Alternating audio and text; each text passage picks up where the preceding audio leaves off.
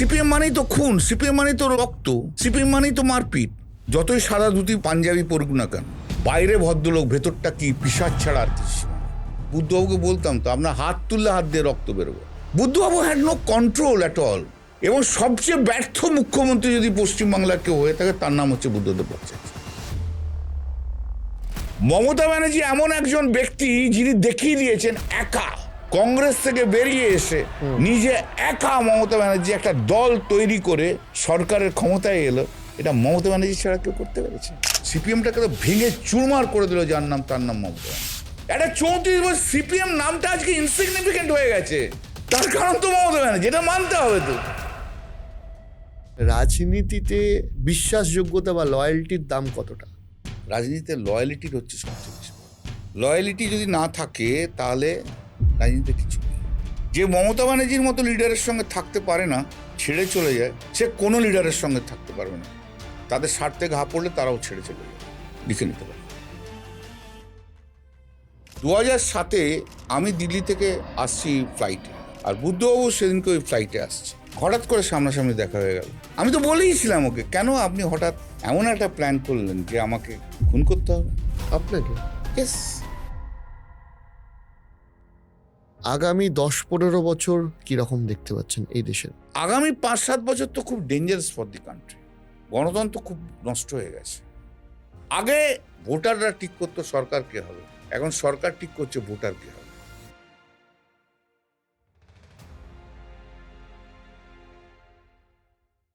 নমস্কার, আজকের অতিথি বুঝতেই পারছেন, শ্রীরামপুরের সাংসদ কল্যাণ বন্দ্যোপাধ্যায়। খোশ মেজাজি মানুষ, কখনো কখনো বিতর্কিতও বলা চলে, তবে 4 বারের সাংসদ, দাপুটে রাজনীতিবিদ।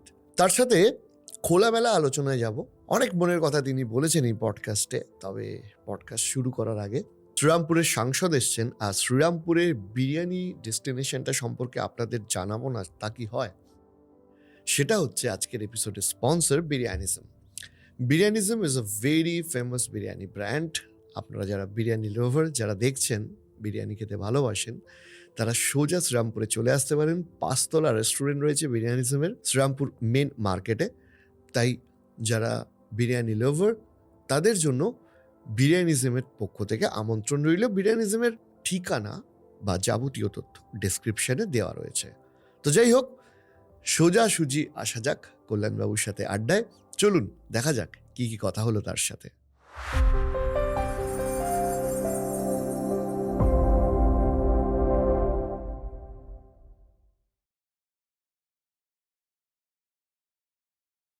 প্রথমেই অনেক ধন্যবাদ সময় দেওয়ার জন্য। নমস্কার।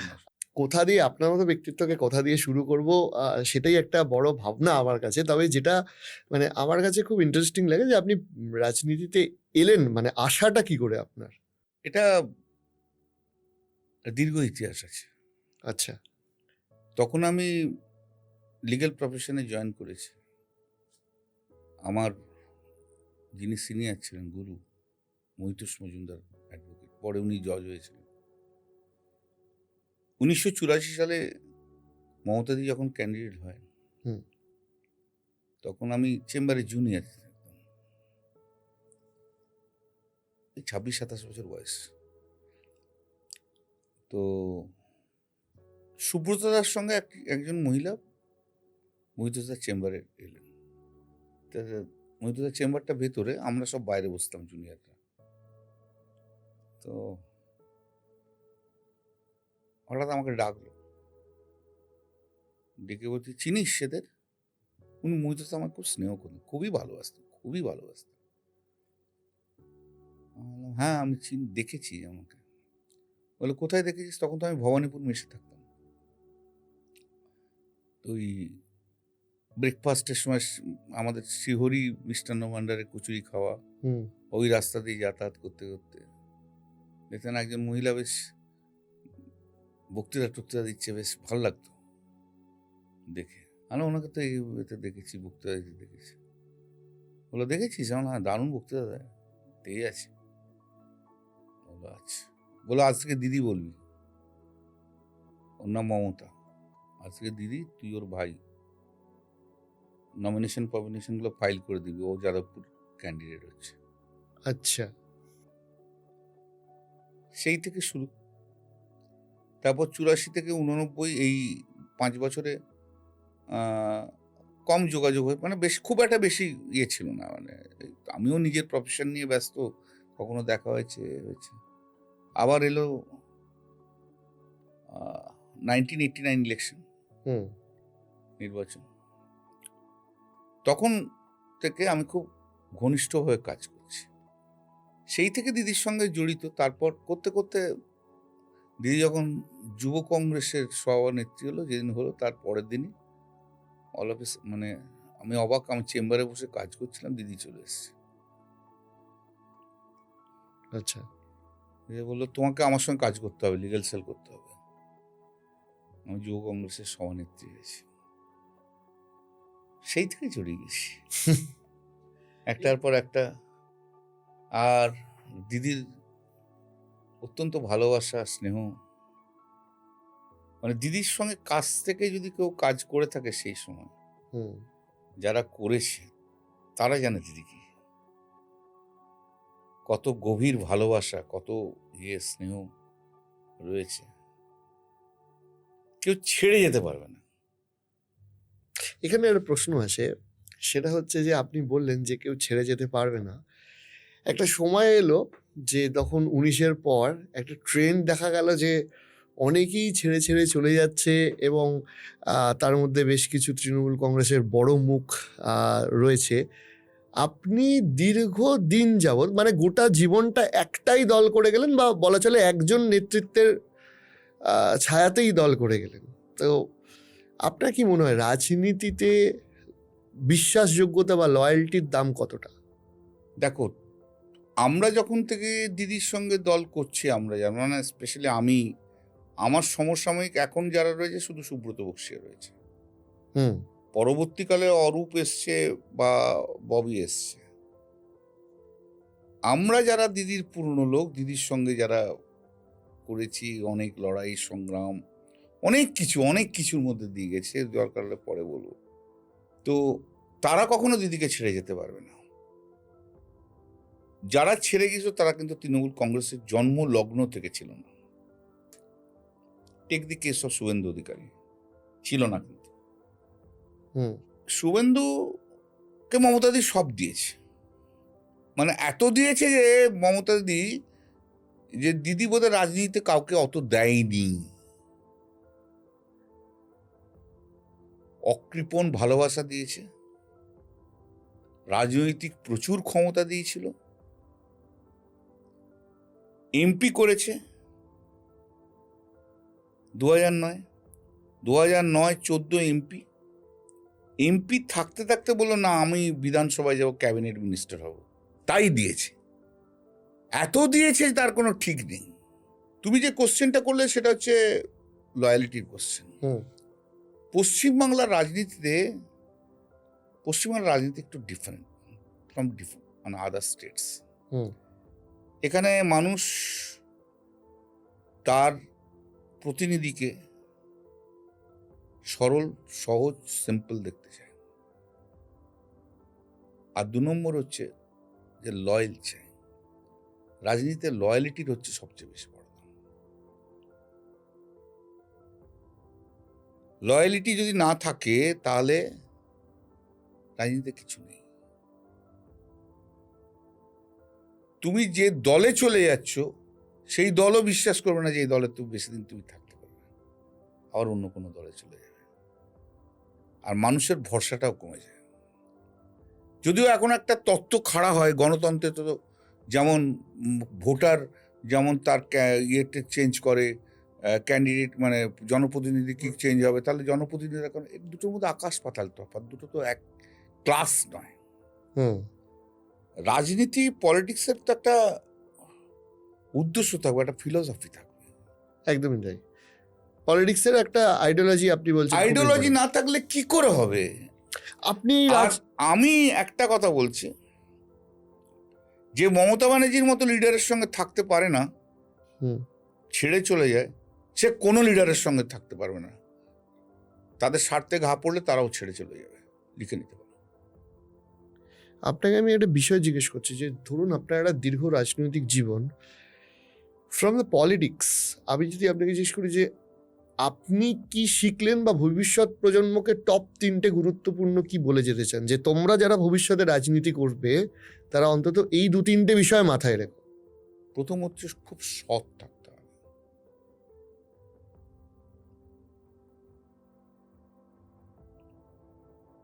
প্রচুর পরিশ্রমী হতে হবে। আর মানুষের ভালোবাসা অর্জন করতে হবে। হুম, এই 3টে আমার মানে তাদের প্রতি সাজেশন থাকলো। আমি তার উপদেশ দিতে পারি না, হুম, সাজেশন। সততা একটা রাজনীতিবিদকে তার আইডেন্টিফিকেশন। হুম। এই ক্ষেত্রে আমি জিজ্ঞেস করছি যে ধরুন আপনারা তো একটা দীর্ঘ, মমতা বন্দ্যোপাধ্যায় বা আপনার নিজেদের ক্ষেত্রে একটা দীর্ঘ রাজনৈতিক জীবন দেখেছেন, যে একটা বড় অংশের সময় ধরে যখন তৃণমূল কংগ্রেস বা মমতা বন্দ্যোপাধ্যায় আন্ডারে কংগ্রেস ক্ষমতায় আসতে পারছে না, সেখান থেকে একটা টোটাল শিফট, যে যখন ক্ষমতা এলো তখন একদম গোটা বাংলা জুড়ে তৃণমূল ছেয়ে গেল। এই যে পলিটিক্যাল স্ট্যাচারের শিফটিং, আপনার কি মনে হয় যে এই সময়ের মধ্যে তৃণমূলের মধ্যে কি এমন হলো বা তৃণমূল কি এমন করলো যে এতটা তার প্রতিপত্তি বেড়ে গেল? প্রথম কথা। দ্বিতীয় কথা হচ্ছে এক্সিস্টিং যে দল ছিল তাদেরকে কার্যত শূন্য করে তারা এলো। তাহলে এই পলিটিক্যাল শিফটিং এর কারণটা কি আপনার কি মনে হয়? তার একমাত্র কারণ মমতা ব্যানার্জি। এবং আপনি যদি তার কাজের কারণ কোনো- মমতা ব্যানার্জি যে লড়াই ছিল সিপিএম এর বিরুদ্ধে, সেটা জেনুইন লড়াই ছিল।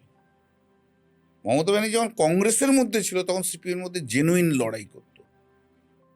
বাকি অনেক কংগ্রেস নেতারা কংগ্রেসে থাকলেও সিপিএম করত, সিপিএম কে খুশি করে চলতো। আর মমতা ব্যানার্জির লড়াইটাই ছিল সিপিএম এর বিরুদ্ধে লড়াই। এটাই কিন্তু মানুষ বুঝেছিল। একটা তো ফোর্স তৈরি হচ্ছিল সিপিএম এর বিরুদ্ধে। হুম, এই যে মমতা ব্যানার্জির উত্থানের আগে সিপিএম জ্যোতিবাবু কি করেছিল? জ্যোতিবাবু কংগ্রেসের নেতাদের কিনে নিয়েছিল। কিনতে পারেনি কাকে? না, মমতা ব্যানার্জিকে। কংগ্রেসের সবচেয়ে বড় ক্ষতি কি জানো? এটা আমি বললে হয়তো, আমি বলছি এটা আমার অ্যানালিসিস, মানে কংগ্রেসকে জাতীয় স্তরে এই জায়গাতে আজকে আসতে হতো না। 1992 সালে যখন প্রদেশ কংগ্রেসের নির্বাচন হয়েছিল, সৌমেন মিত্র যখন দিদির সঙ্গে লড়াই করেছিল, সৌমেন মিত্রর সঙ্গে প্রণব মুখার্জি, এই সব পুরো রয়েছে। সৌমেন মিত্র পুরো, এই আজকে এই যে শোভন টোভন আসে না, শোভন, তখন তো সৌমেন মিত্র তো অ্যান্টি মমতা ব্যানার্জি ছিল তখন। তোরা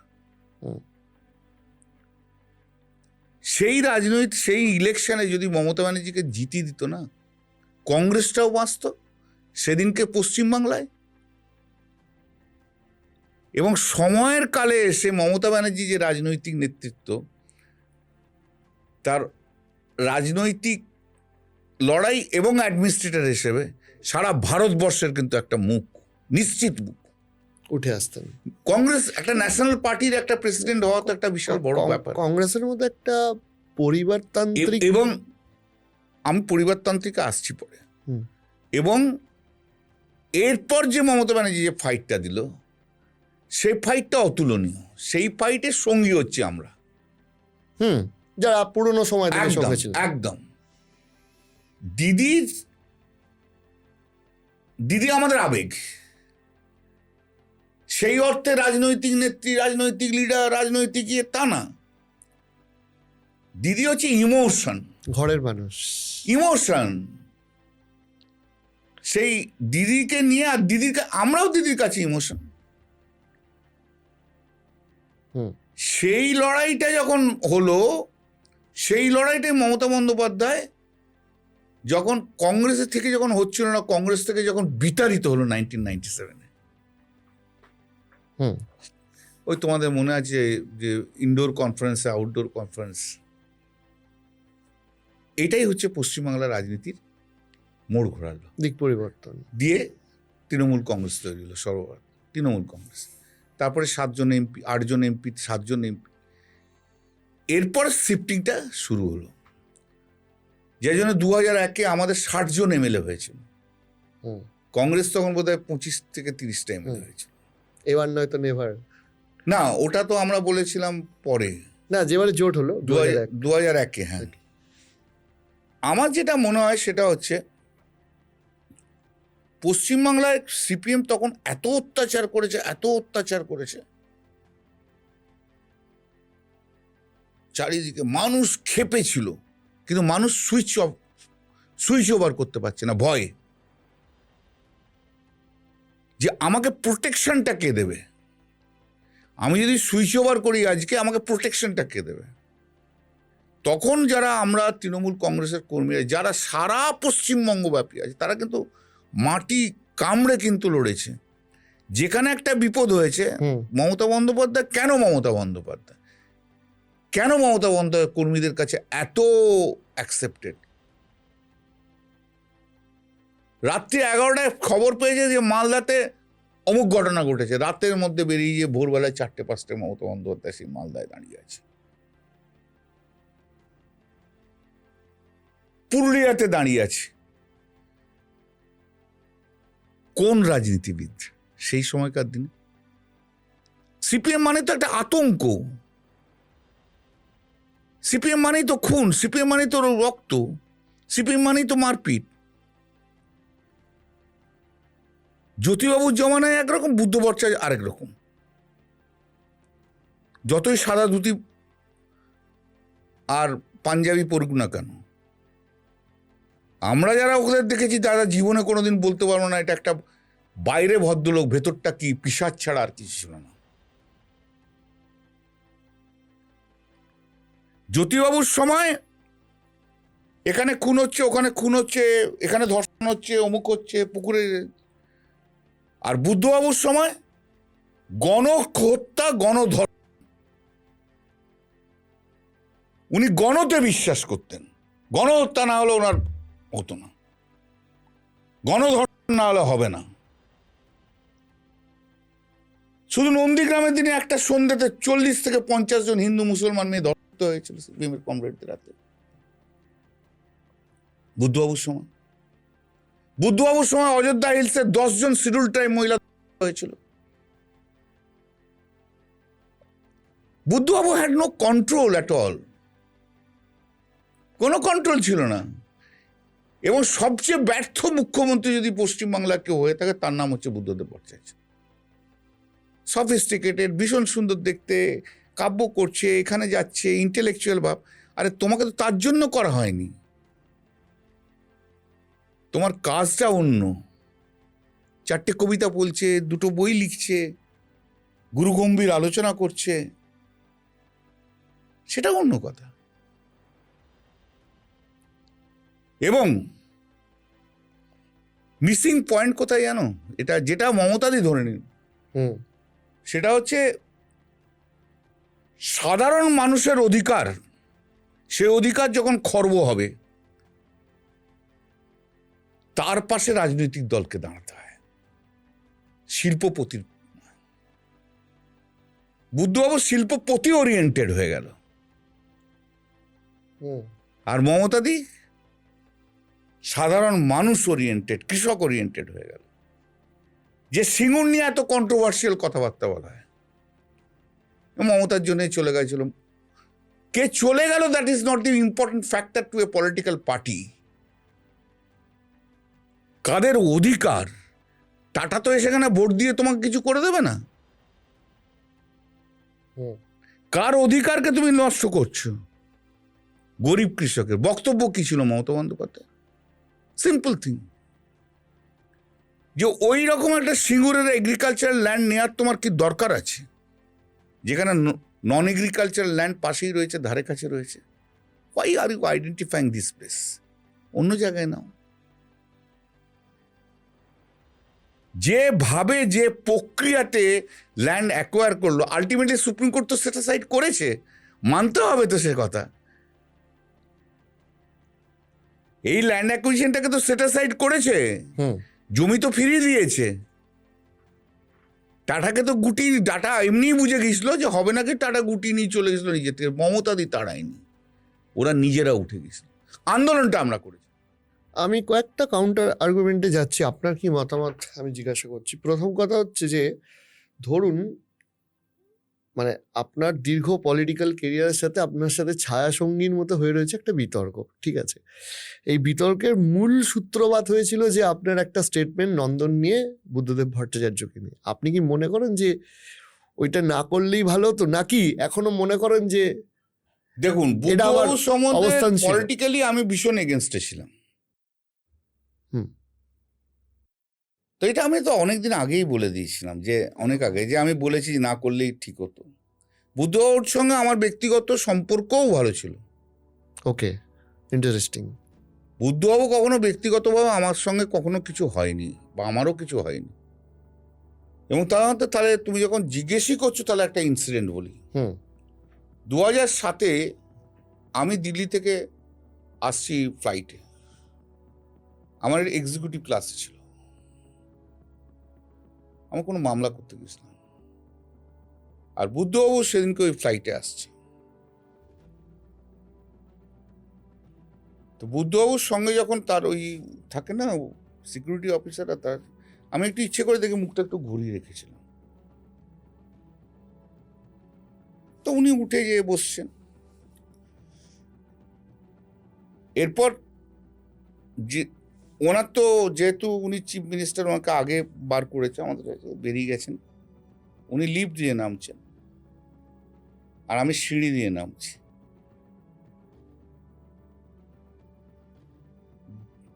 হঠাৎ করে সামনাসামনি দেখা হয়ে গেল। বুদ্ধবাবু আমাকে বললো, পুরো 10 মিনিট, 8 থেকে 10 মিনিট সব, এটা মানে এটা প্রেস পেলে যে কি করতো কে জানে। যাই হোক, আজকে পাচ্ছি আমরা যে সেদিনকার, কারণ তখন তো উনি হ্যাঁ। বেঁচেছিলেন, মানে সেদিনকার জন্য অন্য, কেন আপনি আমার পিছনে এত লেগেছেন? আপনার পিছনে কেন লাগতে হবে?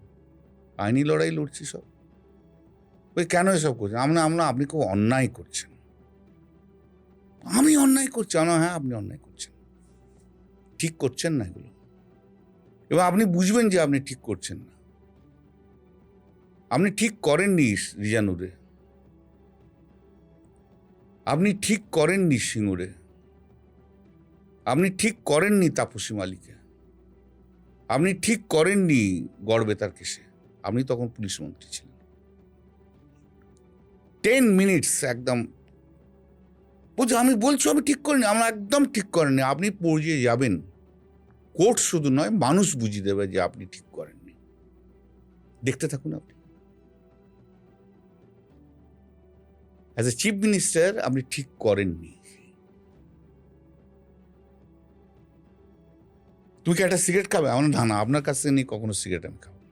আমি সিগারেট খাই, আমি সিগারেট আপনার কাছ থেকে নিই। অনেকবার আমাকে বলে, না আপনার কাছ থেকে নিয়ে খাবো না। কারণ 2001 থেকে 2006 আমি যখন এমএলএ ছিলাম, অনেকবার আমাকে অরুণাবকে ডেকেছে, কথা হয়েছে, তখনই বলতে, একটা সিগারেট খাবে? না, আপনার সিগারেট আমি খাই, কিন্তু আপনার সামনে খাবো না। তো এইগুলো রয়েছে, এগুলো ব্যাকগ্রাউন্ড রয়েছে। আমি তো বলেইছিলাম ওকে, কেন আপনি হঠাৎ এমন একটা প্ল্যান করলেন যে আমাকে খুন করতে হবে? আপনাকে? ইয়েস। না, এটা আমি করিনি। দেখুন, আমি কিন্তু সব জানি। That's an incident, what has happen. তখন আমি রিজানুর রহমানের মামলা করছি, জানো তো, চেম্বার থেকে এসছি। আর আমি যখন রিজানুর করি না, তখন আমি সব মামলা ছেড়ে দিয়েছিলাম, শুধু ওটা নিয়েই করেছি। আমি কোনো রোজগার করতাম না 5-6 মাস, 7 মাস। আমি যখন ভিকিরি পাসওয়ান করি, আমি সব মামলা ছেড়ে দিয়েছিলাম, শুধু ভিকিরি পাসওয়ান করেছি দিনের পর দিন। তো একদিন এসছি, তখন আমার নফরকুণ্ড রোডে আমার চেম্বার, আমি তখন রাসবিহারী এভিনিউতে থাকি। আমি নিজেই গাড়ি চালাতাম, নিজেই গাড়ি চালিয়ে নিয়ে এসেছি। তার একটু ঠান্ডাটা পড়েছে, বা এরকম কিছু একটা হবে, তাই ঠান্ডাটা ঠিক মনে পড়ছে না। আমার একটা ফোন এলো রাত্রি 10:30, 10:30, মানে ল্যান্ড ফোনে ফোন এলো। ফোনটা ধরলাম, ফোনটা ধরে আমাকে বললো যে, স্যার আমি অমুক বলছি। না, বলুন। বলে চিনতে পারছেন স্যার? হ্যাঁ চিনতে পেরেছি, 1987 সালে তোমার মামলা করেছিলাম, আপনার মামলা করেছিলাম, আপনাকে জাস্টিস বিসি বসাকের ঘর থেকে আমি জিতিয়েছিলাম। স্যার আপনার সব মনে আছে 8 দিন পরেও? না মনে পড়ার কি আছে। 20 বছর পর ফোন করলো, বলে স্যার আপনাকে, আমি এখন এসি হয়ে গেছি, অ্যাসিস্ট্যান্ট কমিশনার। তো হ্যাঁ বলো কী করতে ফোন করলে? বলে আমি যেয়ে বলবো, আমার একটা রিকোয়েস্ট, যে আপনি সকালবেলায় কাল মর্নিং ওয়াকে বেরোবেন না, আমি যতক্ষণ না যাই বাড়ি থেকে বেরোবেন না, ঠিক আছে? আমার স্ত্রীকে বললাম দেখো এরকম বলছে, বলে তো একদিন নাই বা বেরোলে তুমি, আমি খুব মর্নিং ওয়াক করতো তখন, তো একদিন মর্নিং ওয়াক নাই বা করলে।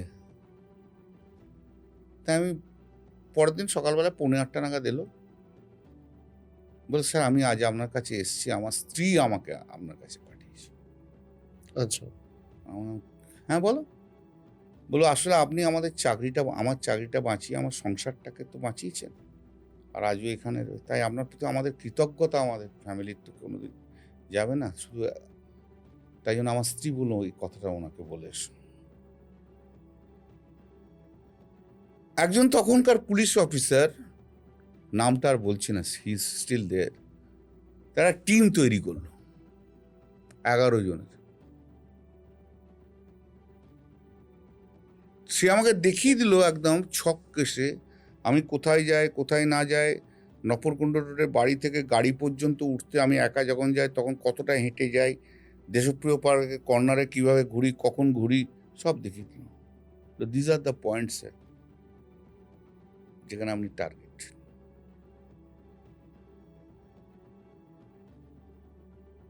আর আমি 2006 হয়ে যাওয়ার পর সিকিউরিটি ছেড়ে দিয়েছিলাম। তো 12:30-1টা নাগাদ আমি দিদিকে ফোন করলাম কোর্ট থেকে, আমার খুব আর্জেন্ট দরকার আছে, বলে এসো।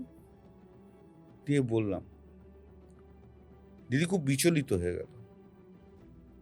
দিয়ে পার্টির একটা ছেলেকে তখন টেম্পোরারি আমার সঙ্গে সবসময় থাকতে বলল, তার ভালো ও ছাড়া আমি মানে ইনস্ট্রাকশন ছিল ও ছাড়া কোথাও যাতায়াত করব। আর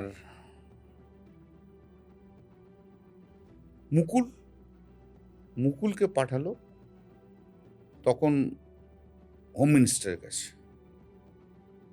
সেন্ট্রাল, একটা চিঠি লিখলো, সেন্ট্রাল হোম মিনিস্টার থ্রু দিয়ে তখন আমার সিকিউরিটি। আচ্ছা, সিপিএম কি জিনিস, সিপিএম কি অত্যাচার করেছে, সিপিএম কতটা বর্বর, সারা ভারতবর্ষে কোনো রাজনৈতিক দল নেই যারা হাসতে হাসতে খুন করে দিতে পারে। সিপিএম আর বিজেপির মধ্যে তফাৎ হচ্ছে, সিপিএম খুন করতে ভালোবাসতো, বিজেপি খুন করতে ভালোবাসে, আর বিজেপি ইডি সিবিআই দিয়ে সবাইকে অ্যারেস্ট করাতে ভালোবাসে। আমি তো বলেইছি, বুদ্ধবাবুকে বলতাম তো, আপনার হাত তুললে হাত দিয়ে রক্ত বেরোবে, এখনো বলি।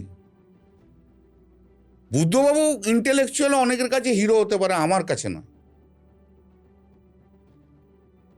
কারণ আমরা দেখেছি বুদ্ধদেব ভট্টাচার্যের সময় সিপিএম কতটা নোংরা, কতটা ডেঞ্জারাস হয়ে যেতে পারে। কটা গড়বেতা হতে পারে, কটা রিজানুর রহমান হতে পারে, কটা চমকাইতলা হতে পারে, সেসব তো আমাদের দেখা হয়ে গেছে। ধরুন আপনি বলছেন যে সিপিআইএম আমলে বা ইত্যাদি, কিন্তু দেখা যায় যে তো বিভিন্ন সরকারের বিভিন্ন আমলে হয়েছে, এই সরকারের আমলেও হয়েছে, কিন্তু এটা কি আপনি সিপিএম এর প্রশাসনিক ব্যর্থতা হিসেবে ধরেন নাকি ইচ্ছাকৃতভাবে? না, কমরেডরা করতো তো, কমরেডরা গণ করেছে, কমরেডরা গণ হত্যা করেছে, এটা সিপিএম এর কমরেডরা করেছে। নন্দীগ্রামে কে করেছে? সিপিএম এর কমরেডরা করেছে। অযোধ্যা হিলসে কে করেছে? সিপিএম এর কমরেডরা করেছে। সালারে যেটা পেশেন্ট যাকে ভর্তি ছিল, সালারের পেশেন্টটাকে যে করেছিল, আমি ইয়ারটা এখন আর মনে নেই, তখন তো সব মনে থাকতো। পেশেন্ট ঢুকছে তাকে করে দিচ্ছে। হাসপাতালে কোনো ডাক্তার থাকতো যারা সিপিএম এর কমরেড নয়? স্কুলে কোনো মাস্টারমশাই থাকতো যারা সিপিএম এর কমরেড নয়? আজও পর্যন্ত আমরা সরকারের অনেক কিছু চালাতে পারি না শুধু সিপিএম এর কমরেড দেখতে। সিপিএম যে বিভীষিকা তৈরি করে গেছে, সিপিএম যত খুন করেছে, যত হত্যা করেছে, ওই টাটা চলে গেল বলে বিশাল ক্ষতি হয়ে গেল সব ইন্টেলেকচুয়াল কথাবার্তা বললে হবে না। কারণ বাংলায় চাষিরা জানে তাদের প্রোটেক্ট করার জন্য যে মহিলা রয়েছে, যে নেত্রী রয়েছে, তার নাম মমতা বন্দ্যোপাধ্যায়। তারাই কিন্তু পরিবর্তনটা নিয়ে এসেছিল। দেখুন, এটা তো গেল যে পুরনো প্রতিদ্বন্দ্বী সিপিএম, তারপরে সিপিএম এর পরিবর্তন ঘটেছে, বিরোধী পরিবর্তন হয়েছে, প্রধান বিরোধী দল পরিবর্তন হয়েছে, আমি সেখানেও আসবো। আমি আপনাকে জিজ্ঞাসা করছি যে এখনকার যে সিপিএম এর নতুন প্রজন্ম, যেটা একটা আলাদা সিপিএম লোকে বলছে, তাদের নিয়ে আপনার অ্যাসেসমেন্ট কি? তাদের কিচ্ছু নেই, কিছু নেই। এখনো সিপিএম পার্টিটা চলছে পুরনো সিপিএম গুলো আছে বলে। এই 2024 নির্বাচনে যখন আমি ঘুরলাম সারা, দেয়াল লিখছে সিপিএম এর পুরনো লোক, মাইক বাঁধছে সিপিএম এর পুরনো লোক, কোনো নতুন লোক নেই।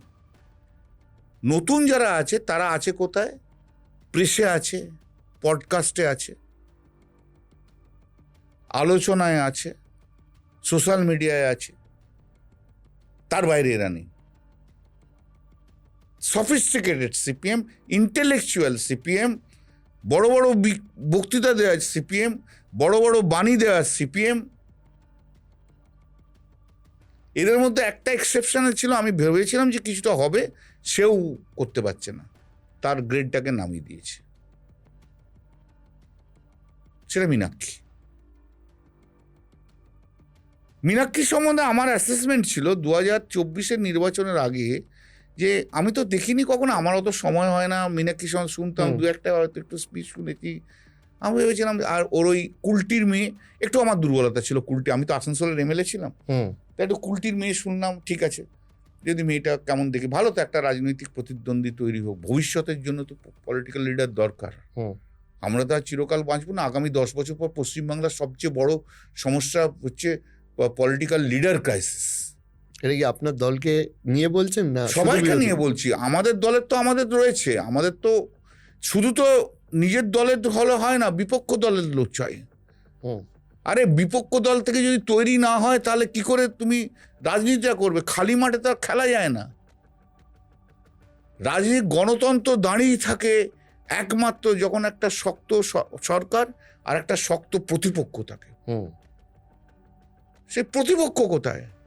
এখন একটা নতুন বিতর্ক এসেছে জানেন তো, সেটা হচ্ছে পুরাতন তৃণমূল বনাম নব্য তৃণমূল। আপনার কি মনে হয় পুরাতন তৃণমূল বনাম নব্য তৃণমূল, নাকি পুরাতন এবং নব্য তৃণমূল একসাথে কি তৃণমূল আছে? কিছু নেই, সবাই একসঙ্গে কাজ করছে। কিছু কিছু নব্য তৃণমূল খুব অসম্মান করে। নব্য তৃণমূল মানে 2011 পর যারা এসছে, যারা পার্টির সম্বন্ধে কিছু জানে না, যারা পার্টিতে এসছে ভোগ করছে, তারা পুরনোদের একটু অসম্মান করতে বেশি ভালোবাসে। তারা দেখাতে চাইতে আমরা কতটা মডার্ন। তো যাই হোক, কিন্তু মমতাদি যেটা করছে, অভিষেকও সেটা, পুরনো তৃণমূল এবং নতুন তৃণমূল সবাই রয়েছে। দুটো মিলিয়ে না করলে তো হবে না। নতুন জেনারেশনও আসবে, এটা তো খুব স্বাভাবিক। আজকে তো আমার ছেলে প্র্যাকটিস করছে, খুব ভালো প্র্যাকটিস করছে। আমার তো একটা হ্যান্ডস, কত মামলা গাই তুই করে দে এটা যা, এবং ও থট ইজ ভেরি গুড। শুধু বলে দিই এইটা বলতো, বা আমি কখনো একটা মামলা করছি হট করে হোয়াটসঅ্যাপে একটা টেক্সটে, বাবা এই জাজমেন্টটা দেখে না। আমার সাথেও আলাপ হলো, দারুণ। হ্যাঁ, তো কথা হলো অনেক। আমাদের পরের প্রজন্ম তো আসতেই হবে। আর তোমরা যে কথা বলো ডাইনেস্টিক পলিটিক্স হেন তেন এটসেট্রা, যেটা নিয়ে বড় বিতর্ক ভারতবর্ষে অনেকেই করে, কেন, কিসের অসুবিধা আছে? যদি আমার ছেলে রাজনীতিতে আসে, আমার মেয়ে রাজনীতিতে আসে, কিসের অসুবিধা আছে? তো ছোট থেকে দেখছি বাবা কিভাবে পলিটিক্সটা করছে। আমি আজকে যদি জাস্ট আমাদের ফ্যামিলির বাইরে অন্য টম ডিক অ্যান্ড হ্যারি এসে পলিটিক্স করতে পারে, তো আমাদের বাড়ির ছেলেরা পলিটিক্স করতে গেলে অসুবিধা কোথায়? তখন টম ডিক হ্যারি বলবে ডাইনেস্টিক পলিটিক্স করছে। What is this? তুমি মুখে উচ্চারণ করতে পারো না ভালো করে, জোকারের মতো কাজ করো, সিরিয়াস কথা বলতে পারো, তুমি টম ডিক অ্যান্ড হ্যারি, আর আমার ছেলে, আমি যে ছেলের লোক মানুষটা 40 বছর ধরে রাজনীতি করছি, আমার ছেলে মেয়ে যদি রাজনীতিতে আসে তো অসুবিধাটা কোথায় হচ্ছে? আজ অভিষেক রাজনীতি, আমি খুব প্রাউড, আই ফিল প্রাউড যে মমতাদের ফ্যামিলি থেকে এসে অভিষেক ব্যানার্জি এসে আজকে ন্যাশনাল পলিটিক্সে একটা ইম্পর্টেন্ট লোক। দেখবেন আমি সবসময় বলেছি, সব জায়গায় আলোচনায় বলেছি, নরেন্দ্র মোদীর ছেলে নেই বলে উনি বলতে পারেন ওয়াই ডাইনেস্টিক পলিটিক্স। শুভেন্দু তো ছেড়ে দাও, ওয়াই ডাইনেস্টিক পলিটিক্স, ওর তো কিছুই নেই। কিন্তু আমাকে একটা যুক্তি দিয়ে বুঝিয়ে দাও, কেন আমার বাড়ির ছেলে মেয়ে যারা যোগ্য, অনেকের চেয়ে Tom Dick Harry of Trinamool Congress, তাদের চেয়ে অনেক যোগ্য। তুমি জানো আমার নাতি কতটা political conscious? You can't imagine. 11 বছর বয়স। Go and talk with him, fundamental right সম্বন্ধে তোমাকে কি বলবে? আজকে যারা অনেক এমপি বলে, ভাবে যে বিশাল বড় ইংরেজি বলছি, তাকে আমার নাতির সামনে বসিয়ে দাও না, কি ইংরেজিটা বলে শোনো। জেনারেশন আফটার জেনারেশন ডেভেলপমেন্ট হয়। লিভ অ্যাসাইড মাই ছেলে মেয়ে, তারা যদি কখনো আসে তবে দেখতে পাবে, তারা পশ্চিমবাংলা দেখবে। এই যে ধরো একটা ইয়াং ছেলেকে টিকিট দেওয়া হলো, সে 12টার আগে প্রচার করতে বেরোতো, কিন্তু সে তো কিন্তু আবার আমার বাড়ির ছেলে দাও, সে ভোরবেলা 6টা-7টা থেকে রেডি। কিন্তু সে তো স্টেটমেন্ট দিয়েছে সে নাকি ও ছাড়ো, যা আছে আছে, সকাল 8টা থেকে বেরিয়ে, কারণ he has seen the style of working of the father, he knows. তারা দেখেছে চোখের সামনে কি করে একটার পর একটা ফেজ কি করে যাচ্ছে। They are politically conscious. তাদের ডিবার কেন থাকবে ভাই? Why they should be debarred? তাহলে কি ইনজাস্টিস তাদের প্রতি করা হবে না? আমার ছেলে বলে রাজনীতি করতে পারবে না, আমার মেয়ে বলে রাজনীতি করতে পারবে না। কিন্তু টম ডিক অ্যান্ড হ্যারি, পানওয়ালার ছেলে, খবর কাগজওয়ালার ছেলে, ওর ছেলে এসে পলিটিক্স করতে পারবে, কন্ট্রাক্টরের ছেলে এসে পলিটিক্স করতে পারবে। How is acceptable to me? আমরা যারা পুরনো দিনে মমতাদির সঙ্গী, তারা তো আমরা লাইফটা তো দিয়েছি পার্টিটার জন্য, কম বেশি সবাইকারই তো স্যাক্রিফাইস আছে দীর্ঘদিন ধরে। ধরো আমি প্রফেশনাল লোক ভাই, আমি তো প্রফেশন ছেড়ে দিয়েও তো পলিটিক্সটা করি, তার কেন তো স্যাক্রিফাইস আছে আমার। আমি যদি শুধু কোর্ট করতাম, পলিটিক্স যদি না করতাম, আমার টাকা কে খেত? এবার আর একটা জিনিস বলুন, সেটা হচ্ছে যে সিপিএম এর পট পরিবর্তন হয়ে এখন আপনাদের প্রধান বিরোধী দল হচ্ছে বিজেপি। বিজেপি বিরুদ্ধে সম্ভবত সব থেকে বেশি অ্যাগ্রেসিভ যারা তৃণমূল নেতারা রয়েছেন, তার মধ্যে হয়তো প্রথম সারিতে একদম প্রথম দিকে আপনি থাকবেন। আপনি হঠাৎ বিজেপির বিরুদ্ধে এত অ্যাগ্রেসিভ হলেন কেন? আর সেকেন্ড হচ্ছে আপনার চোখে বঙ্গ বিজেপি। আমি বিজেপির ন্যাশনাল পলিসিতে আমি খুব বিরোধী, সেটা আমরা পার্লামেন্টে দেখিও। স্টেটের ক্ষেত্রে অ্যাপ্লিকেবল। যেমন division of religion, division of the people, proximity with the industrialist. খেটে খাওয়া মানুষের স্বার্থ কখনো দেখে না। আরেকটা হচ্ছে ভীষণভাবে অহংকার, আর একটা কি বলবো, যে সবসময় এই প্রতিশোধ নেব, ঘৃণা, রাদার হেট পলিটিক্স। কিন্তু নরেন্দ্র মোদী প্রধানমন্ত্রী, জওয়াহরলাল নেহরুর থেকে আরম্ভ করে মনমোহন সিং পর্যন্ত গালাগাল দেয়। এটা কি ঠিক? যে মানুষগুলো নেই। একটা নরেন্দ্র মোদীর জন্য তো ভারতবর্ষ তৈরি হয়নি। ভারতবর্ষ যে তৈরি হয়েছে, অল সেড অ্যান্ড ডান, একটার পর একটা প্রধানমন্ত্রী এসছে, একটার পর একটা মুখ্যমন্ত্রী এসছে, একটার পর একটা অন্যান্য মন্ত্রীরা আসছে, সেই irrespective of fact, left right what ever it may be. কিন্তু উনি বলছেন না, কেউ কিচ্ছু করেনি, উনি করছেন। এটা তো ঠিক নয়। তুমি রাহুল গান্ধীকে অ্যাটাক করতে বলে পণ্ডিত জওয়াহরলাল নেহরুকে বলবে, এগেনস্টে বলবে, না ইন্দিরা গান্ধীকে বলবে, যে মানুষগুলো নেই? আজ যদি পট পরিবর্তন হয়ে যায়, তারপর যদি সবাই যদি নরেন্দ্র মোদীকে গালাগাল দেয় পার্লামেন্টে, সেটা ভালো লাগবে? এই যে হেট পলিটিক্স, মানুষকে ঘৃণা করা, সবকিছু কন্ট্রোল নিয়ে নেওয়া, অনেক কিছু আছে, মানে that is I am against that, ideologically I am against that, not personally. আবার বঙ্গ বিজেপির ক্ষেত্রে তুমি যেটা বলছো, হুম বঙ্গ বিজেপিটা একটা এক্সেপশন। কোনো শিক্ষা নেই, কোনো দীক্ষা নেই, কোনো কিচ্ছু নেই, কোনো রাজনীতিতে এরা কোনোদিন রাজনীতিতে করতে দেখেছো কখনো? দিলীপ ঘোষকে জীবনে কখনো 2019-এর আগে রাজনীতি করতে দেখেছো? ওই 16-17-এর আগে কোনোদিন সিপিএম এর বিরুদ্ধে লড়াই করতে দেখেছো? কোনোদিন দেখেছো কি সুকান্তকে কোনোদিন সিপিএম এর বিরুদ্ধে লড়াই করতে? তো বিজেপির বক্তব্য তারা তখন ক্ষমতাবান ছিল না। না না, ক্ষমতাবান মানেটাকে তুমি তো আজকে কিসের জন্য ক্ষমতাবান বলে তো রাজনীতিতে করতে গেলে ক্ষমতাবান হতে হবে, এটা কোথায় গেল? রাজনীতি করতে হলে লড়াই করতে হবে, ক্ষমতাবিহীন অবস্থায় রাজনৈতিক লড়াই করতে হবে, তবে না তুমি লিডার, তবে না তুমি অ্যাকসেপ্টেবল। কেন মমতা ব্যানার্জি অ্যাকসেপ্টেবল? ক্ষমতাবিহীন মমতা ব্যানার্জি। লড়াই কার? সিপিএম এর বিরুদ্ধে। 34 বছরের সিপিএম কে মাটির ধুলির সঙ্গে মিশিয়ে দেয়। মমতা ব্যানার্জি এমন একজন ব্যক্তি যিনি দেখিয়ে দিয়েছেন একা ভারতবর্ষে কেউ দেখাতে পারেনি।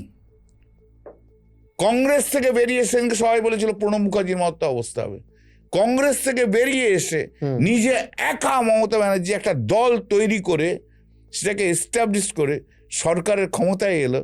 এটা মমতা ব্যানার্জি ছাড়া কেউ করতে পেরেছে ভারতবর্ষের রাজনীতিতে? একটা 34 বছর সিপিএম নামটা আজকে ইনসিগনিফিকেন্ট হয়ে গেছে। সিপিএম লোক মানে পার্টিটা আজকে তুলে দিয়েছে একা, কে? তার নাম মমতা ব্যানার্জি। পার্টিটাই নেই, ওদের তো রাগ হতে হবেই, তো পার্টিটাই পশ্চিমবাংলা থেকে উঠে চলে গেল। তার কারণ তো মমতা ব্যানার্জি, এটা মানতে হবে তো। সিপিএম বাইরে না স্বীকার করলো, ঘরে বসে তো স্বীকার। কেন মমতা ব্যানার্জি এত গালাগাল, এত প্রতিদিন ট্রোল কেন?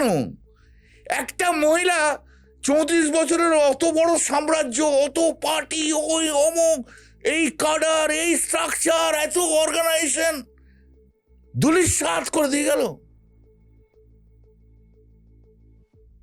কেউ তো ভাবতেও পারতো না যে পশ্চিমবাংলার সিপিএমটা উঠতে পারে।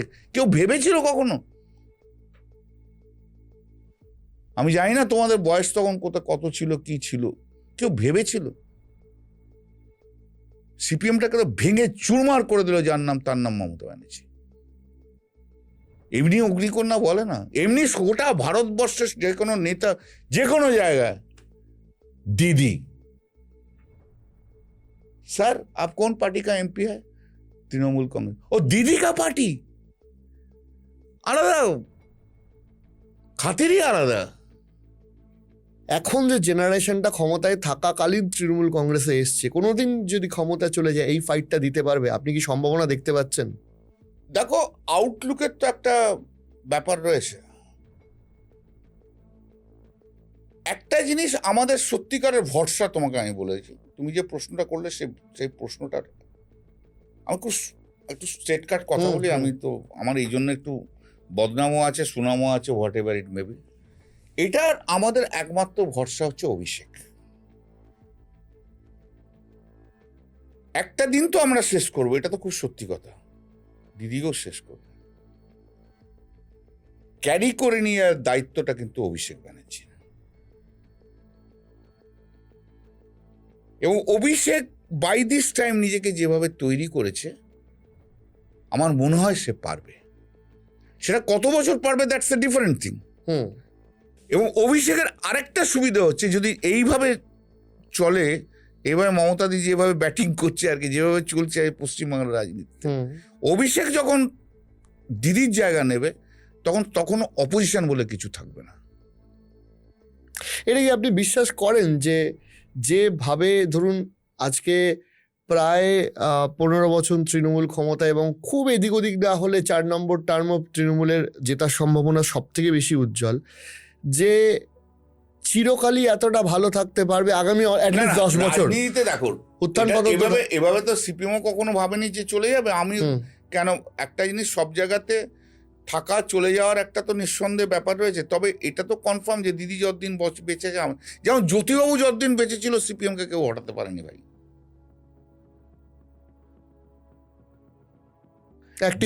জ্যোতিবাবু চিফ মিনিস্টার নেই, জ্যোতিবাবু অসুস্থ, একটা স্টেটমেন্ট করলো, আমি বেঁচে থাকতে থাকতে যেন সিপিএম তৃণমূল যেন না আসে, এনাফ হয়ে গেল বাংলার মানুষের কাছে। তা মানবে তো তুমি? 2006 নির্বাচনটা ওই করে পেরোলো, এবার 2009 নির্বাচনের আগে জ্যোতিবাবু চলে গেল। সিপিএম এর অ্যাট্রাকশনটা, সিপিএম এর মানুষ যারা সাপোর্টার ছিল বা যারা ছিল তারা জ্যোতিবাবু ওরিয়েন্টেড ছিল। তুমি একটা আগে বললেন না মানুষ হিউম্যান ওরিয়েন্টেড, হেন তেন, পলিটিক্সটা তাই। মেবি এ political party, CPM, BJP, Trinamool, Congress সব জ্যোতিবাবু ওরিয়েন্টেড পার্টিটা ছিল। ও সব ছাড়ো, ও বড় বড় আমাদের এই আছে, আমাদের ওই আছে, আমাদের লিডার আছে, কি সব বলে ওদের, ওসব ছাড়ো তুমি। অ্যাট্রাকটিভ লিডার, একজন লিডার। বুদ্ধবাবু সেই অ্যাট্রাকটিভ লিডার হয়ে থাকতে পারলো না। জ্যোতিবাবু একটাই জায়গা বুঝতো, যাই করিস কোনো মতে যেন সাধারণ মানুষের যেন ক্ষতিটা না হয়, চাষির যেন ক্ষতি না হয়। জ্যোতিবাবু ঠিক উল্টো, বুদ্ধবাবু ঠিক উল্টো পথে হাঁটলো। তাই জন্য আমি তোমার একটা, তুমি যখন আলোচনাটা আসছো আমি তা বলে দিই, যতদিন নরেন্দ্র মোদী আছে ততদিন বিজেপি আছে। নরেন্দ্র মোদী নেই, বিজেপি নেই। You take it from me. Big statement. Yes, I am telling it. Narendra Modi আমার অপোজিশন ভাই, আমি নরেন্দ্র মোদী প্রধানমন্ত্রী, আমি অপোজিশন, আমি বিরোধিতা করব, সেটা অন্য কথা। বা বিয়ন্ড পলিটিক্স যদি তুমি আমাকে অ্যাসেসমেন্ট করতে বলো, তা নরেন্দ্র মোদী তো একজন important politician of this country, যেও গ্রাসরুট লেভেল থেকে উঠে এসছে। যদি ওর আন্দোলন করার কোনো ইতিহাস নেই, কিন্তু নরেন্দ্র মোদীর অনেক আরও অন্যান্য, এবং ভারতীয় জনতা পার্টি ক্ষমতায় ততদিন থাকবে যতদিন নরেন্দ্র মোদী রয়েছে। নরেন্দ্র মোদী চলে গেলে হার্ডলি 2-3 বছর থাকবে, তারপর থাকবে না। Maybe national party, Bharatiya Janata party maybe a national party, minus Narendra Modi কিছু করতে পারবে? ওসব নামে ন্যাশনাল পার্টি, নামে ন্যাশনাল পার্টি, আর কিচ্ছু নেই। নরেন্দ্র মোদী বিহীন বিজেপি কদিন চলে তুমি দেখে নাও, আজকে আমি বলে গেলাম। আপনাকে এখানে একটা গুরুত্বপূর্ণ প্রশ্ন করছি, মানে আপনি একজন, মানে পলিটিক্সের বাইরেও আমার কিছু, একজন পার্লামেন্টেরিয়ান হিসেবে দেশ নিয়ে কিছু প্রশ্ন করার আছে। তবে আমি জিজ্ঞেস করছি, আপনি বলছেন যে লিডারের ক্যারিশমাটা ম্যাক্সিমাম, কিন্তু আজকের যে পরিবর্তিত পলিটিক্স, সেখানে ধরুন এই যে প্রফেশনাল এজেন্সি আসছে, আপনার দলও একটি এজেন্সি হায়ার করেছে, আপনি কি মনে করছেন যে এদের ভূমিকা কতটা? কিছুই না, আছে কিছুটা। এগুলো হচ্ছে ক্ল্যারিক্যাল জব। তুমি যে অর্গানাইজেশনগুলোর কথা বলছো, সেই অর্গানাইজেশনে কারা কাকে জিতিয়ে চিফ মিনিস্টার করেছে বা প্রাইম মিনিস্টার করেছে যার পপুলারিটি নেই, দেখো।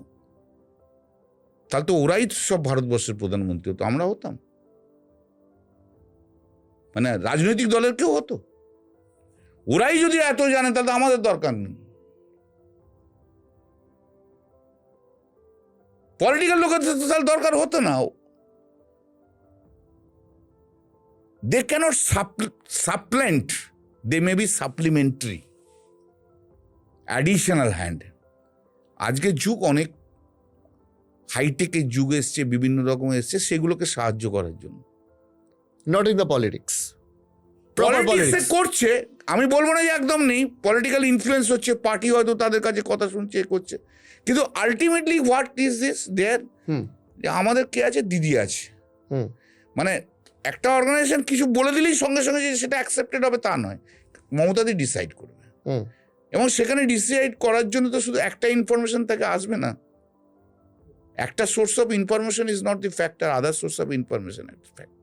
তা এখন যেটা হয়েছে আমাদের সংগঠনে, আমি আমার তো আগেও অনেক স্টেটমেন্ট দেখেছো, হ্যাঁ, যে আমি আগে অনেক বলেছি, অনেক কারণে বলেছি, কিন্তু এখন বলি না। কেন বলি না?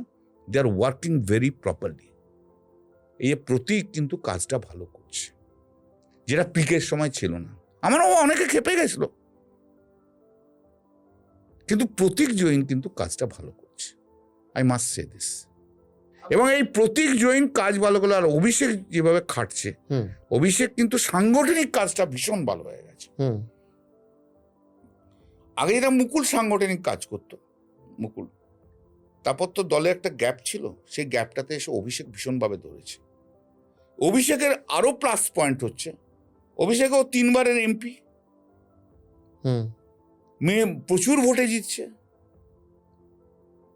অভিষেক কিন্তু পুরোটা স্টাডি, মানে একদম এইখানে রয়েছে ওর কাছে। এটা খুব কম লোকের আছে। হাতের তালুতে কিন্তু গোটা পশ্চিমবাংলা ওর কাছে রয়েছে। Data টা পশ্চিমবাংলা কেন, ভারতবর্ষের অনেক কিছু বলে দিতে পারে। অভিষেক ব্যানার্জি এখন মোস্ট ম্যাচিওর, খুব কম কথা বলে, কাজ করে বেশি। এবং অভিষেক অসম্ভব ভালো বক্তৃতা দেয়, পার্লামেন্টে আমরা দেখেছি। He is one of the very important prominent speaker in the country itself. শুধু আমি একটাই কথা বলবো, সঙ্গের লোকগুলোকে একটু দেখে শুনে চলুন। আপনি একটা কথা বলুন, যে অনেক সময় আপনি তো বলছিলেন যে আমি স্ট্রেট ব্যাটে খেলা লোক। অনেক সময় দেখা যায় যে আপনি এমন কিছু স্টেটমেন্ট দিলেন, হয়তো আপনার কোনো কলিগ সম্পর্কে হোক বা ইত্যাদি, সেখানে দেখা যাচ্ছে আপনার দলের মধ্যেই আপনাকে নিয়ে একটা বিতর্ক তৈরি হয়ে যাচ্ছে। তো এই বিতর্কটা কি আপনি মনে করেন যে একজন দুধে রাজনৈতিকবিদ হিসেবে এড়িয়ে চলা দরকার, নাকি ইটস আ পার্ট অফ আমি গেম? তো আবেগে রাজনীতি করি, আমি তো অঙ্ক কষে রাজনীতি করি না। আমার গোটাটাই আবেগের, মমতাদির প্রতি আবেগের। মমতাদি যদি বলে কাল ছেড়ে চলে যাও, আমি ছেড়ে চলে যাব। আর মমতাদি যতদিন আছে ততদিন আছে, তা না নেই। অভিষেকের জন্য আগামী দিনে অনেক লোক থাকবে। আমার পুরোটাই আবেগের। আমি 2011 পরে আসা এমপি এমএলএ নই। আমি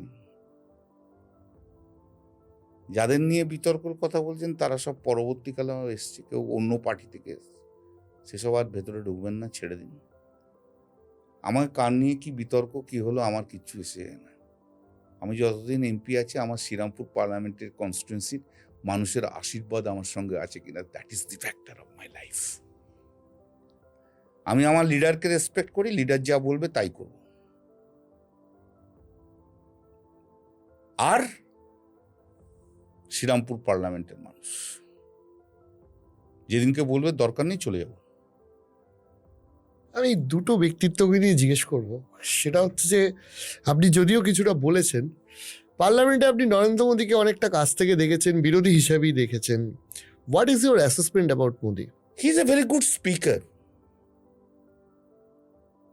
দেখো, বিয়ন্ড দি পলিটিক্স একটা কথা বলি, একটা মানুষের তো যোগ্যতা আছে, না হলে কেন ভারতবর্ষের প্রাইম মিনিস্টার হবে? আমার তার পলিসি নিয়ে আমার পলিটিক্যাল অনেক ক্রিটিসিজম আছে। সে পলিটিক্যাল ক্রিটিসিজম আমি করি, আমি লড়ি, আমি করব। কিন্তু ব্যক্তিগতভাবে নরেন্দ্র মোদী নিঃসন্দেহে একটা রেসপেক্টেবল ম্যান। তা নাহলে কি করে একটা প্রাইম মিনিস্টার হবে ভাই? 15 বছর হয়ে গেল, মানে 3টে টার্ম হয়ে গেল। এতদিন গুজরাটের মুখ্যমন্ত্রী ছিল, 25 বছর তার চিফ মিনিস্টার আর প্রাইম মিনিস্টারের। Political policy, political attack is one of the thing. আর ব্যক্তিগত মানে পলিটিক্সের বাইরে মানুষটা কেমন সেটা একটা দিক। একবার আমার মানে পাশেই আমি ওনার সিট করেছিলাম। আপনার রিসেন্ট একটা ছবি নিয়ে বিতর্ক বলছি আমি, ওটা বিতর্কের কিছু না, এটা সৌজন্যতা বোধ। এটা পাশেই বসছিল, তখন এই আমি কথা বলতে বলতে এই গল্প করতে করতে আমি বললাম हमने अहमदाबाद गए थे। क्यों? एक मैटर था गुजरात हाई कोर्ट में। तो अच्छा, हम वही एक रेस्टोरेंट में गुजराती खाना खाने के लिए गए। अरे उधर गए थे आप? हाँ। बोले वो तो मेरा बहुत प्यारा जगह है, हम रात में जाते, बहुत अच्छा है। এইবারে খাওয়া দাওয়া হয়ে গেছে, আমি বসে গল্প করছি। কি বললো আমাকে জানতো? देखिए कल्याण जी, आपको गुजराती खाना पसंद है, मेरा बंगाली खाना पसंद है, बहुत पसंद है। लेकिन ये प्रेस के लिए हम लोग सब कलीग हैं, हम प्राइम मिनिस्टर होते हुए, लेकिन हम लोग सब कलीग हैं। ये प्रेस के लिए हम आपको भी इनवाइट करने नहीं सके, आप हमको भी इनवाइट करने नहीं सके। আমার সঙ্গে বাইরে যখনই দেখা, খুব সৌজন্যতামূলক। আমার তো যখন আঙুলে যখন ওই যে কেটে গিয়েছিল, তুমি তো জানো, ন্যাশনাল নিউজ। এরপর যখন সেন্ট্রাল হলে যখন ওই এক অধিবেশন হচ্ছিল, প্রেসিডেন্ট স্পিচ ছিল, প্রেসিডেন্ট আসছে, প্রাইম মিনিস্টার আসছে না, উনি কারোর সঙ্গে কিন্তু কথা বলেননি। শুধু আমাকে এসেছি সামনে এসে कैसा है आंगुल कैसा है हाँ सर ठीक है अभी थोड़ा ध्यान देना खुद का ऊपर थोड़ा ध्यान दीजिए এটা একটা পার্সোনাল টাচ থাকে। আর বিজেপির কথা যখন উঠছে হোয়াট অ্যাবাউট শুভেন্দু অধিকারী? এগুলো এইসব আপনার শুভেন্দু অধিকারীকে নিয়ে কি মনে হয়? এর দ্বারা কিছু হবে না। কেন? এর দ্বারা কিছু হবে না। এ ভাট বকতে আরম্ভ করে দিয়েছে। ওরা আজকে রাজনৈতিক চিন্তা ভাবনা থেকে অনেক হাজার কিলোমিটার দূরে চলে গেছে, হাজার কিলোমিটার দূরে চলে গেছে। রাজনীতি একটা জিনিস, আর এইসব কথাবার্তা বলে বাজার গরম করা অন্য জিনিস। কি আছে ওর? হিন্দু মুসলমান, সনাতনী হিন্দু। শুনে রাখুন, আপনাকে একটা কথা বলি,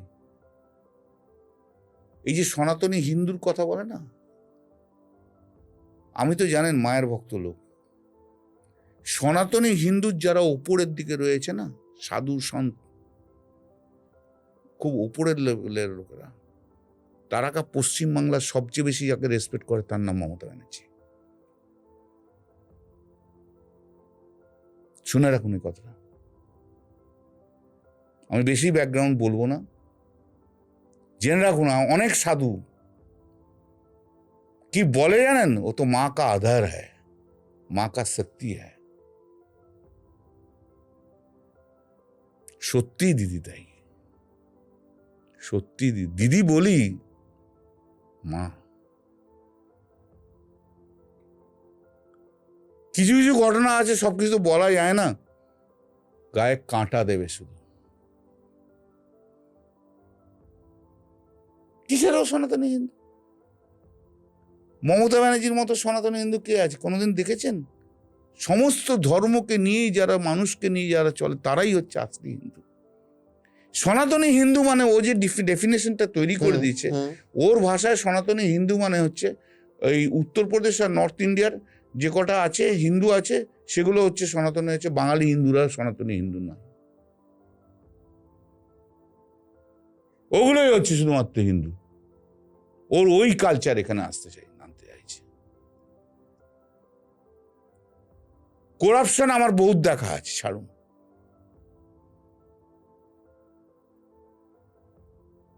এই যে নরেন্দ্র মোদী বলেন খুদ নেই খাউঙ্গা, খানে ভি নেই রুঙ্গা কিসি কো, ও আগে ওর অপোজিশন লিডারকে সামলাক, তারপর বলবে।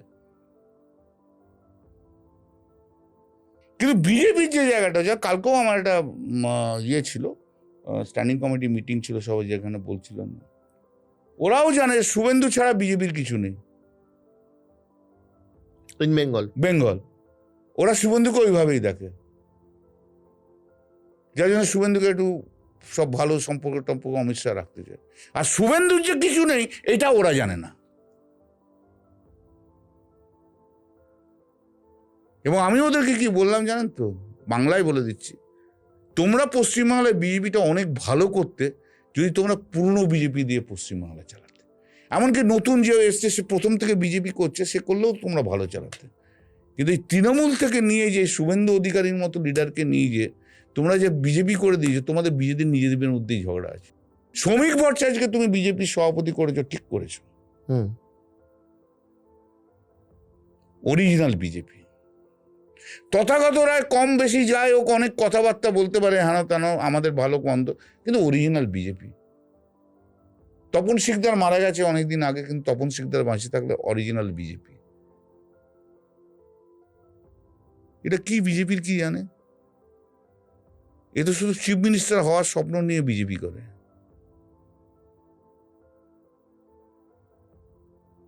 স্বপ্ন নিয়ে পার্টি করতে এলে না কিচ্ছু হয় না গো।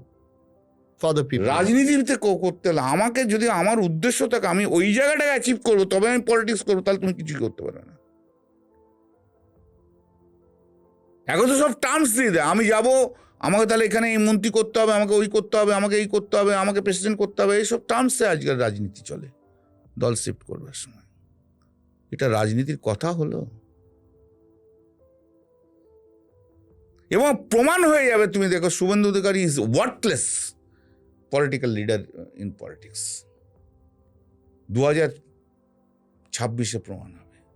আর এই যে এসআইআর করলো, আজ আমি অন্তত 5 ঘন্টা আমি ঘুরেছি, হই হই করে আমাদের ছেলেরা যেভাবে এসআইআর ক্যাম্প করছে তার ধারে কাছে তো আসে না। এই এসআইআর বিজেপির যদি ব্যাকফায়ার না হয় তুমি আমাকে বলো।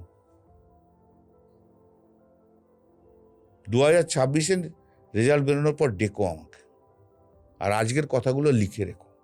আমরা একদম শেষ দিকে চলে এসেছি। আমি শুধু একটা জিনিস জিজ্ঞাসা করব, আমি এটা আপনাকে জিজ্ঞাসা করতে পারছি বিকজ আজকের ডেটের বহু নেতার মতো আপনাকে কেউ কোনোদিনও ডাকার সাহস পায়নি, ইডি হোক বা সিবিআই হোয়াট এভার। দেখুন, করাপশনের কথা আপনি শুভেন্দু অধিকারীকে নিয়ে বললেন, তৃণমূলেরও তো অনেকের বিরুদ্ধে করাপশনের অভিযোগ রয়েছে। সেই জায়গাটা নিয়ে পার্টির অবস্থান আরো করা উচিত ছিল কিনা আপনি কি মনে করেন? দেখো, করাপশনের বিরুদ্ধে যাদেরকে সত্যিকারের চার্জ রয়েছে তাতে পার্থকে ধরেছে, পার্থকে নিয়ে তো পার্টি সাপোর্ট করেনি, তাকে প্রমাণ করে দিতে হবে। তবে আমার যদি ব্যক্তিগত মতামত বলো, আমার ব্যক্তিগত মতামত হচ্ছে পার্থ চ্যাটার্জি মানুষের অনেক ক্ষতি করে দিয়ে গেছে। আমি কোনোদিন ভাবতেই পারিনি পার্থ এটা করতে পারে, অনেক ক্ষতি করে দিয়েছে,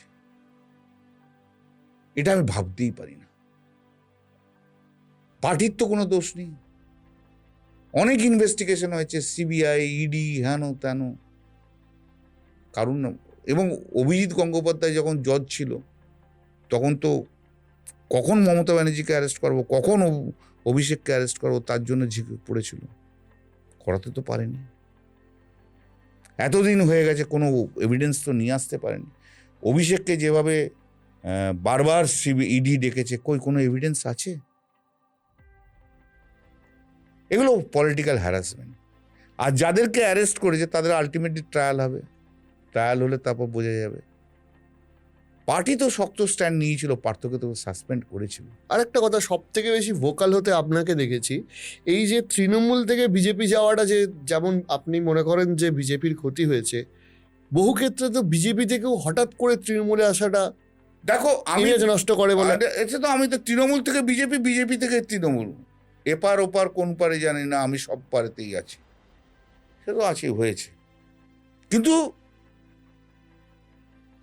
ব্যক্তিগতভাবে আমি এসব জিনিস পছন্দ করি না। বিং আ পার্লামেন্টেরিয়ান, আমি আপনাকে জিজ্ঞাসা করছি, ভারতবর্ষের আগামী প্রজন্ম, ভারতকে বলা হচ্ছে ফিউচারের সুপার পাওয়ার, আপনি আগামী 10-15 বছর কিরকম দেখতে পাচ্ছেন এই দেশের? আগামী 5-7 বছর তো খুব ডেঞ্জারাস ফর দি কান্ট্রি। গণতন্ত্র খুব নষ্ট হয়ে গেছে ইন এভরি ফিল্ড।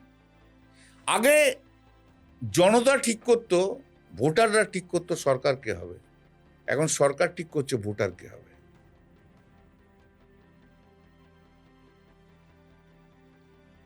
হেট্রেড বেড়ে গেছে প্রচুর, আনএমপ্লয়মেন্ট চূড়ান্ত, কত unskilled labour, skilled labour is out of India. তুমি দেখো, crime rate is increasing. Narendra Modi speech দেয় খুব ভালো, কিন্তু ইমপ্লিমেন্ট করতে কিছুই পারেনি। টাকা কোথায় রাখবো ভাই? ব্যাংকে রাখলে ক্রিমিনাল নিয়ে যাবে, আর বাড়িতে রাখলে নরেন্দ্র মোদী আর নির্মলা সীতারামন নিয়ে যাবে। বহুত পরিশ্রমের পয়সা, ট্যাক্স দেওয়া পয়সা, প্রায় 39 থেকে 40% ট্যাক্স দিতে হয়। আপনার তো পশ্চিমবঙ্গের টপ ট্যাক্স পেয়ারদের তালিকায় নামও ছিল। পলিটিশিয়ান, আমি হাইয়েস্ট ইনকাম ট্যাক্স পেই, কিন্তু জীবনযাত্রা দেখো তুমি। পলিটিশিয়ানের আরেকটা, তোমার যেটা বললাম, তুমি আমাকে একটা কথা বলছিলে যে আগামী প্রজন্মের জন্য কি আপনার অ্যাডভাইস। একটা পলিটিশিয়ান না খুব সহজ সরল থাকা উচিত, সিম্পল থাকা উচিত, চিন্তা ভাবনা অনেক বড় হওয়া উচিত। বাংলার মানুষ না, বিধানচন্দ্র রায়, প্রফুল্ল সেন, অতুল্য ঘোষ, জ্যোতিবাবু, বুদ্ধবাবু, মমতা ব্যানার্জি, এই যে সিম্পল লাইফগুলো দেখেছে, এদের মধ্যে সিদ্ধার্থ রায় আলাদা ছেড়ে দাও, চিত্তরঞ্জন দাসের, এই যে যত সিম্পল থাকবে তত ভালো। আমি যা ট্যাক্স দিই, আমি যা রোজগার করি, আমি কি মার্সিডিজ চড়ে ঘুরে বেড়াতে পারি না? পারি না? আমি একটা গঙ্গা দর্শনের ছোট ফ্ল্যাটে থাকতে হবে, আগে আর বড় কিছু কিনে থাকতে পারি না, পারি, মানুষের কাছে পছন্দ হবে। মার্সিডিজ গাড়ি থেকে আমার এমপি নামছে, এটা পছন্দ। মমতা দিকে দেখেছ এখনো পর্যন্ত ছোট একটা গাড়িতে যাতায়াত করে, খুব দূরের কোথায় হলে একটা বড় জোর স্করপিও। মানুষের কাছে থাকতে হয়, মানুষের পাশে থাকতে হয়, মানুষের অ্যাক্সেসেবল জায়গায় থাকতে হয়। রাজনীতিতে এসে তুমি নেতা হয়েছ, মানুষ যেন তোমাকে পায়, পুলিশ পেরিয়ে পেরিয়ে যেন মানুষ যেন তোমার কাছে না আসতে হয়। মানুষের ভালোবাসা চাই। মানুষের কেন অগাধ বিশ্বাস করবে? একটা ঘটনা বলি শোনো। এই গঙ্গা দর্শনে বসে আছি আজ থেকে বছর 5 আগে। রবিবার দিন তুমি যদি জানো আমার ওখানে সবাই বসে আছি। একটি মেয়ে ঢুকছে আমার কাছে, 22-23 বছরের মেয়ে ঢুকছে। আমার চোখটা দেখে মনে হলো ওর প্রবলেমটা অন্য। না, কি হয়েছে রে? ওর নামও পিউ, আমার মেয়ের নামও পিউ, ওর নামও পিউ। না, কি হয়েছে রে? বলো আপনার সঙ্গে একটু আলাদা করে কথা বলবো। বল। দুটো মহিলা কাউন্সিলরকে সামনে রাখলাম, ঘর খালি করে। বল। আমার বর প্রচুর মারছে আমাকে, খুব মারছে। গতকাল অনেক দিন সহ্য করছি, গতকাল আমি মহিলা কাউন্সিলরকে ডাকলাম, বলে যা তো ভেতরে ঘরে দেখতো যে সত্যি কথা বলছে কিনা। ফিরে এসে বলছে হ্যাঁ সত্যি কথা বলছে। মানে ঠিক আছে। আইসিকে ফোন করলাম, তবে দিব্যেন্দু ছিল। ফোন করলাম, এলো। আমরা এই কমপ্লেনটা লিখতো, পুরোটা আমার সামনে লিখলো। এই কমপ্লেনটা নাও, রেজিস্ট্রি করবে পরে, আগে ছেলেটাকে ডাকো আমার কাছে। ছেলেটা এলো। ছেলেটা ঢুকতে ঢুকতে আমার পায়ে এসে ধরে নিয়েছে। কারণ আমার পা না, বইয়ের পা দাও। আর ভিডিও করতো সব।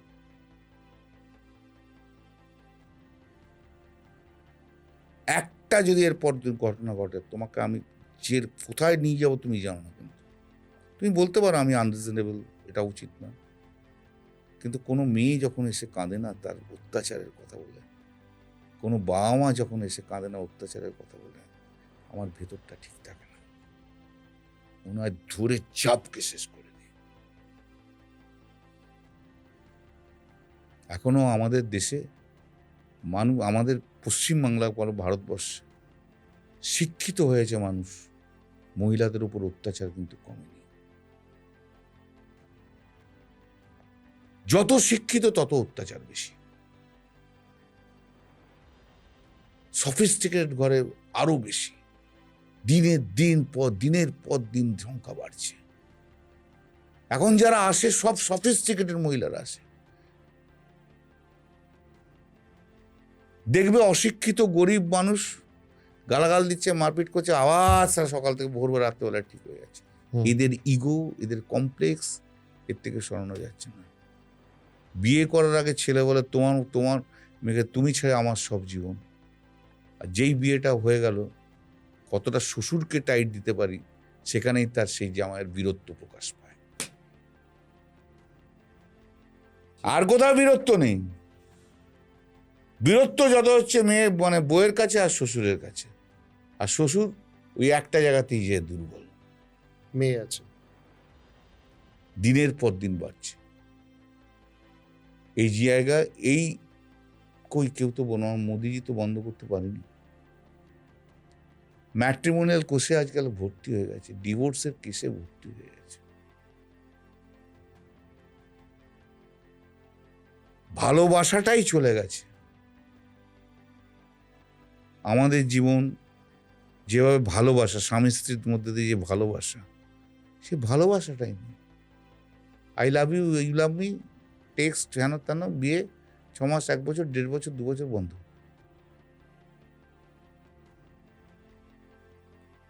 কষ্ট কোথায় জানো? ওদের যা হলো, তাদের যখন বাচ্চা তৈরি হয়, বাচ্চা হয় না, তারা কি অন্যায় করেছে?